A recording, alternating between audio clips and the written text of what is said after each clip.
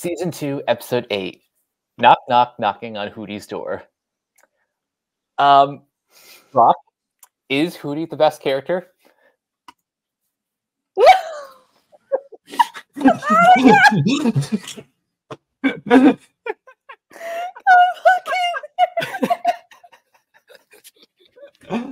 The ability to summon that on command is my favorite thing.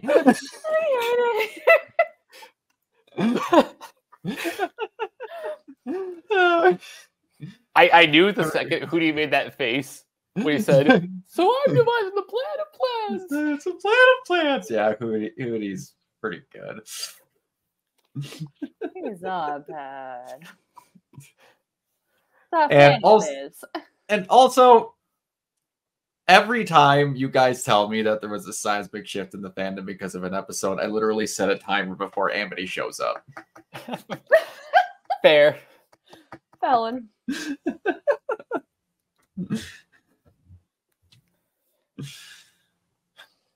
And here's the best part.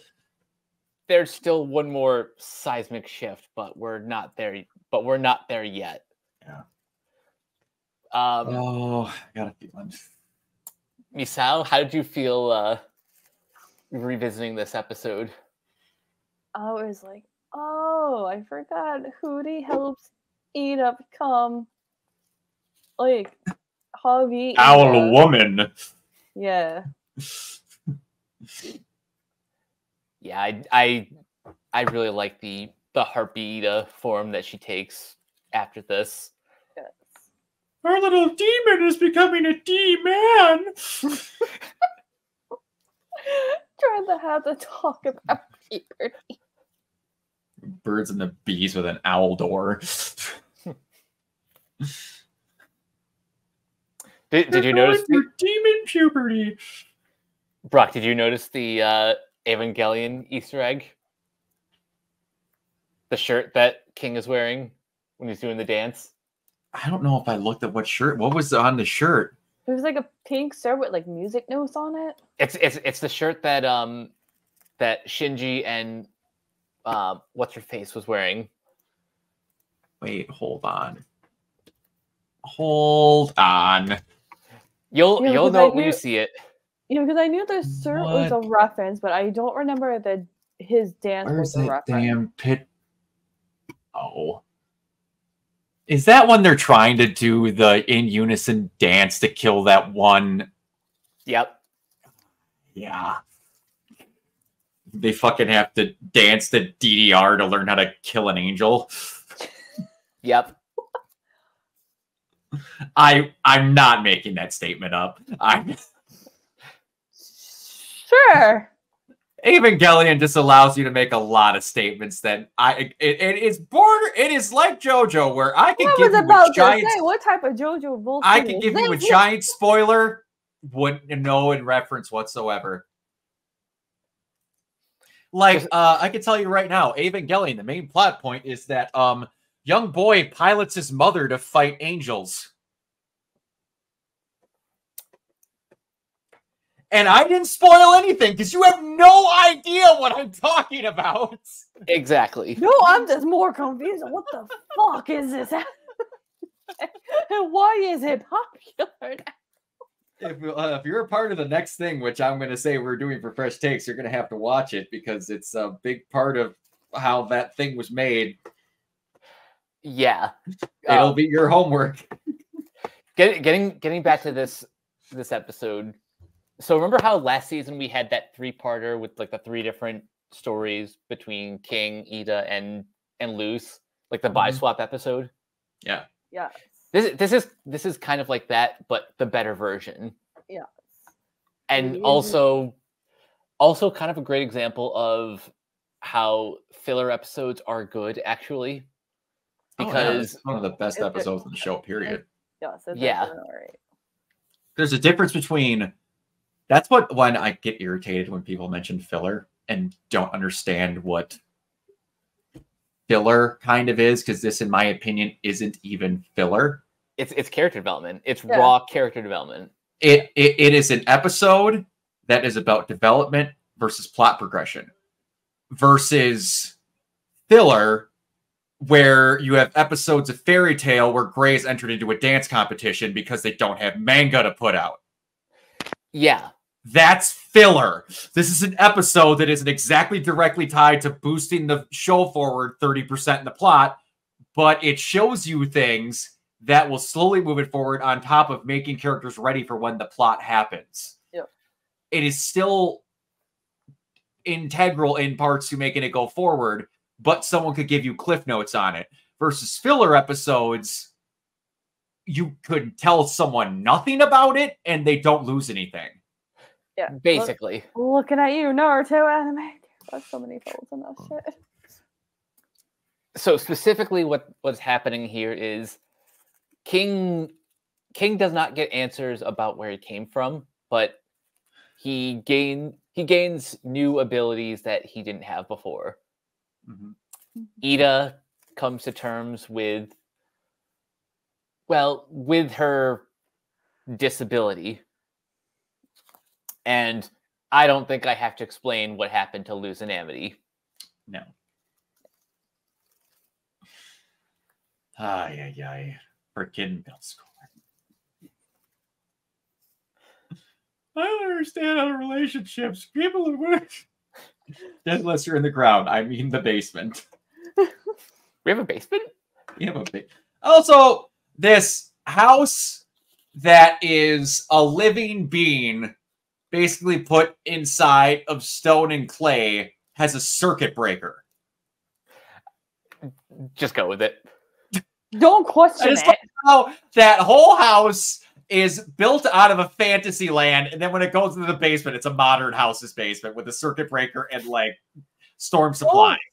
Listen, we never question anime logic. We know question cartoon logic. Just go with it. Also, I love the the cheesy love song that's written by the Chapman brothers, who, if you grew up with Homestar Runner, they those two are now heavily involved in Disney stuff. Homestar Runner. Yeah, oh my god, that was the greatest thing. My Lappy 487, which lays a portable 49 pounds. God, that takes me back. That is a lot of my childhood. That was the definition of you had to go to the website to find it. You couldn't just find that. clips That was peak internet. Simple times. Yeah, and how about we draw a big old beefy arm on there?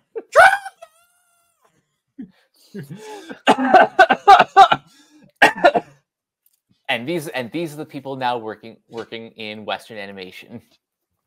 I want them to make an anime. I don't know what it would be, but I want it. Just bring back Homestar Runner. Homestar Runner as an anime. Like what they do with regular stuff, with when they made Castlevania an anime. I want to know what that would look like with Homestar Runner. I feel the world is not ready to accept that. I'm ready. I want. We need it.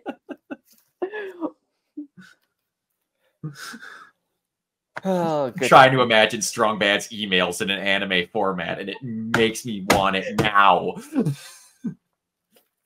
Let's go. We need that spot on our 2024 bingo card. We do. Oh, if I had money. Mm-hmm. So of the three subplots, which one would you say is your favorite? I'd say the one that was the coolest development out of all of it, because of actually, I want to say, working towards a thing that you thought wasn't going to, how do I want to say, work out easy, was Eda's. Yeah. I would say that's probably my favorite. Even though I do like where Luz and Amity end up, because what they're doing is the opposite of what a lot of romance does. They spend 5 seasons on will they, won't they. This one This one, we're still just under halfway through season 2, and they're like, no, just get them together now. We know we don't have much time left. Yeah.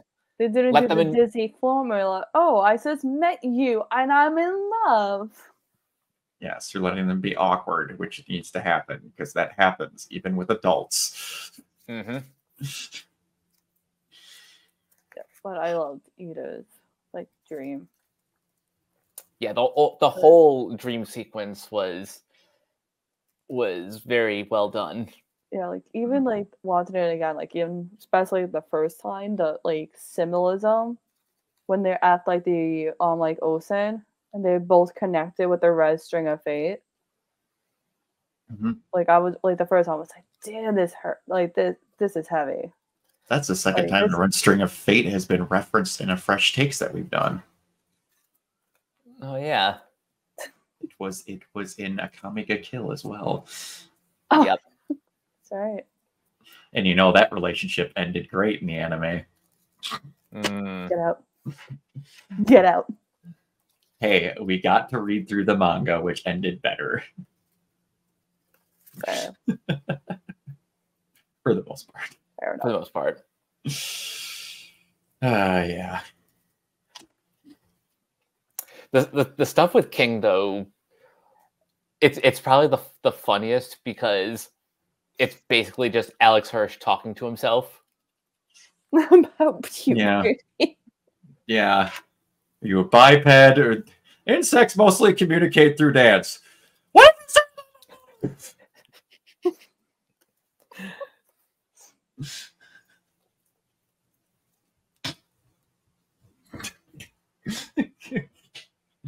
Look like, oh man, there's an exact dance that some character does awkwardly that it's well known that I can't think of what the hell that's from. Suicide Squad? No. No, you said anime. Oh my god. No, I don't even know if it's animated. Like, hold on. It's not what I'm thinking it is, but I think it's close. It's like their hands in the just like doing this like weird back and forth, almost like 2-frame movement. Unless it's what anime? I don't know if it's anime. Like they only have like 2 coming up. You see like Kamel Johnson. That's go like that's what that was kind of. And the other one is from the dance from that movie Napoleon Dynamite. That's that might be it. That might be it. I was thinking it might either be that or it might have been the dance from Wednesday. I don't know. But yeah, but the awkward dance, I feel like it sounds more like Napoleon Dynamite. It could be.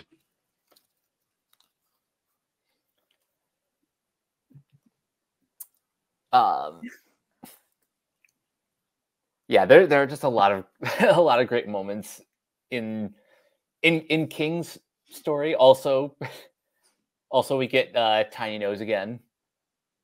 Anytime Dana Terrace like shows up, like she always delivers. He comes out of a box playing Nintendo Switch. It was supposed to be a crumble. The cake turned out great. Good Lord. Yeah, that was good. I'm waiting to see if they actually continue to have the damage to the owl house in the next episode. Again, never question cartoon logic. That's true. Just don't question it, man. And also, we gotta talk about the end of the episode because same thing. The whole episode was like, "Wow, Hooty's pretty cool," and then Hooty eats a male that is King's. That someone get out of me. God damn it! It's my favorite. It's my favorite thing. He's so easy to bring up. He's just Hooty did something, did I? It's magical. So somehow it's my life goal to have Dana Terrace see that. I don't know how, but it's my life goal. I think she's more active on Instagram. That's all I know. Maybe one day, if how I'm supposedly going to have a chance to meet the creator of Hell of a Boss and 98% of its cast this November, because a con I'm going to that. I didn't even want to go to this con. I'm like, I want to go cosplay, and then Crow's wife, who's a big Hell of a Boss fan, was like, oh, maybe we'll go. And then for months straight, they like everyone, including people they've already met, and then magically I'm like, well, no one I want. So then I all of a sudden I'm like, oh, by the way, also the creator is going. And she's just like, Nice. Yeah, it's a good show. Very good. So not for adults though. I have to ask, who do you think that person is who dropped off the letter? I'm gonna guess that's either his uncle,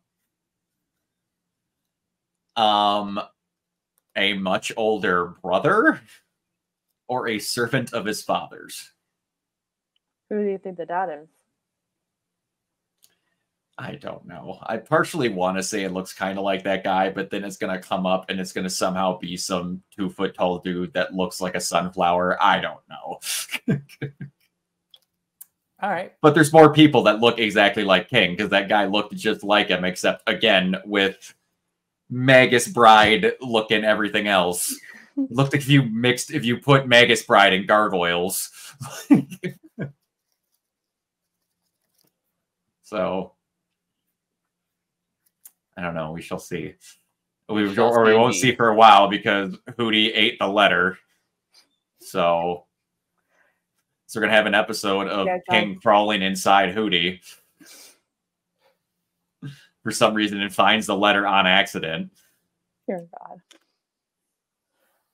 God. Hooty's the best, but sometimes he's the worst.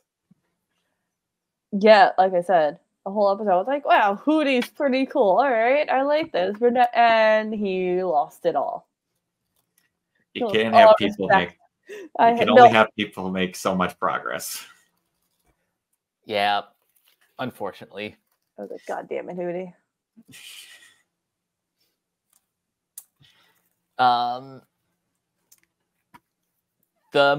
So the momentum of this season keeps going with the next episode. I'm not going to give anything away, just it probably has one of the coolest moments for two characters, one of which you probably wouldn't expect, but more on that next time.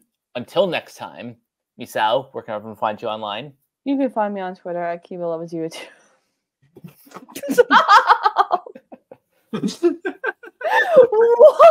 It's my favorite. What? It's my favorite. It really is. He's my favorite.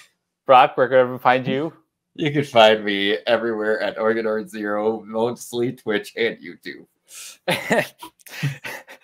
And you guys can find me on various social media sites at Captain K42. You guys can check out my quick thoughts on letterboxd.com/CoachK42.